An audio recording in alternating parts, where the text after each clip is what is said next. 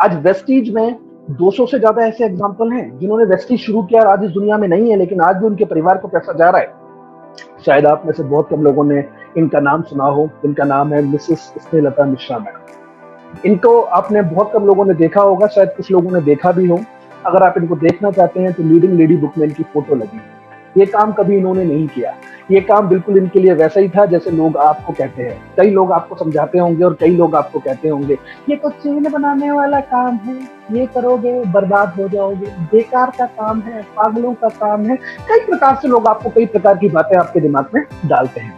और ठीक यही बातें ये कहा करती थी अपने हस्बैंड को, जिन्होंने ये काम शुरू किया। इनका नाम था प्रकाश शंकर मिश्रा जी। आज ये हमारे बीच इस दुनिया में नहीं है। इन्होंने एक काम शुरू किया अपने रिटायरमेंट के बाद। ये गवर्नमेंट एम्प्लॉय थे, रिटायर हुए। रिटायर होने के बाद इन्होंने ये काम करना शुरू किया। इनके 2 बेटे हैं, दोनों पेशे से सॉफ्टवेयर इंजीनियर हैं।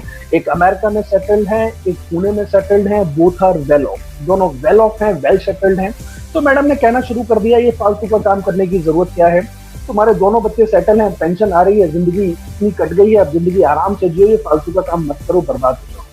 लेकिन सर मैडम को हमेशा एक ही बात कहा करते थे, ये काम मैं इसलिए नहीं करता कि मुझे अपना खर्चा चलाना है, ये काम मैं इसलिए करता हूँ कि मुझे अपना सपना पूरा करना है।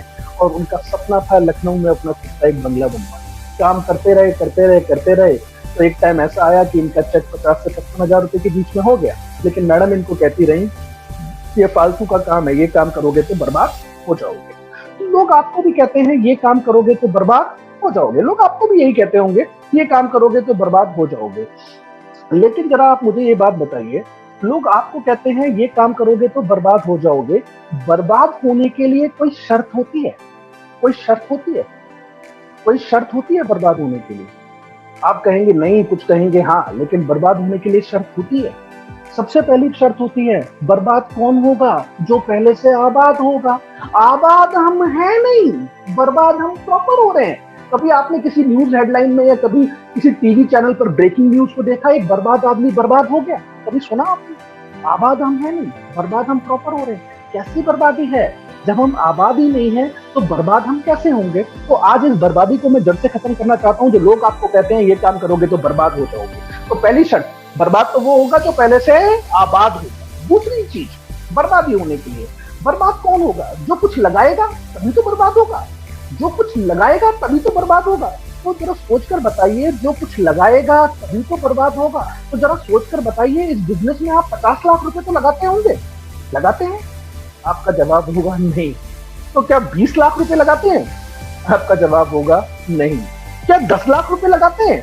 आपका जवाब होगा नहीं।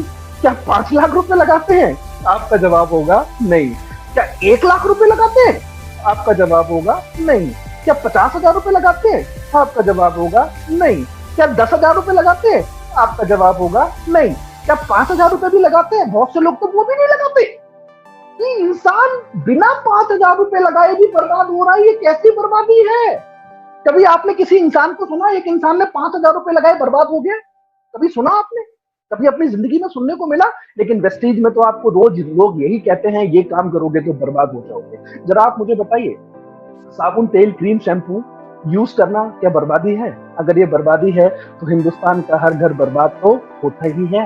हर घर बर्बाद तो होता ही है, और इस बर्बादी को रोकने की हिम्मत आपके पास नहीं है। इस बर्बादी को रोकने की हिम्मत आपके पास नहीं है। वो बात अलग है कि कभी आपने किसी इंसान को कहते हुए सुना हो एक इंसान चाय पीते पीते बर्बाद हो गया। कभी आपने सुना? कभी ऐसा आपको सुनने को मिला कि कोई इंसान साबुन से नहाते नहाते बर्बाद हो गया? अगर ये बर्बादी नहीं है तो हमारा तो काम सिर्फ इतना सा है। तो जरा मुझे सोच कर बताइए दोस्तों, कौन सा काम है जो बर्बादी का है और लोग आपको कहते हैं कि ये काम करोगे तो बर्बाद हो जाओगे? तो आज के बाद अगर कोई इंसान आपको कहे कि ये काम करोगे तो बर्बाद हो जाओगे, तो जवाब ऐसा देना कि दोबारा उसकी पूछने की हिम्मत होनी नहीं चाहिए।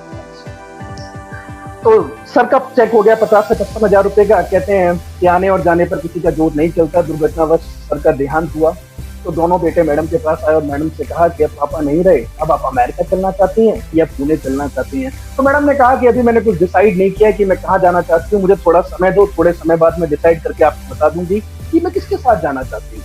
इसी बात को 3 महीने हुए और 3 महीने तक इन्होंने नोटिस किया कि जो पैसा इनके हस्बैंड के टाइम पर इनके अकाउंट में आ रहा था, वही पैसा इनके हस्बैंड के जाने के बाद भी इनके अकाउंट में आ रहा था। अगर आज किसी को फालतू में पैसा आता है तो टेंशन होती है, तो इनको भी टेंशन हो गई और वो टेंशन लेकर आई इनको हेड ऑफिस और ये मिली हमारे रिस्पेक्टेड बाली सर से। और इन्होंने बाली सर को कहा कि शायद सर आपको नहीं पता है, मेरे हस्बैंड के देहांत को 3 महीने हो चुके हैं और आपने 3 महीने में 55,000 रुपए के हिसाब से 1,65,000 रुपए मेरे अकाउंट में डाला है।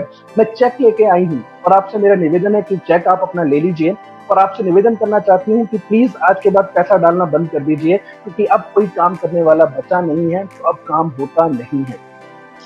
तो बाली सर ने इनसे कहा कि मैडम ये पैसा आपको इसलिए नहीं आ रहा कि आपके हस्बैंड इस दुनिया में नहीं रहे हैं, ये पैसा आपको इसलिए आ रहा है कि आपके हस्बैंड जो आपके लिए विरासत छोड़कर गए हैं, वो विरासत आपके लिए कल भी काम कर रही थी और वो विरासत आपके लिए आज भी काम कर रही है।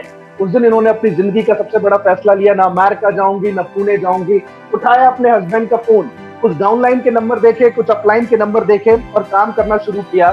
जो कारवां चला था 50 से 55,000 रुपए के बीच में, आज वही मैडम ऑन एन एवरेज कमाती हैं 4 से 5 लाख रुपए का चेक ऑन एन एवरेज कमाती है। तो आज ये 3 सवाल अपने आप से आपको पूछने हैं। अगर आपका जवाब है नहीं, तो आपको वेस्टीज करना चाहिए, आपको वेस्टीज करना चाहिए।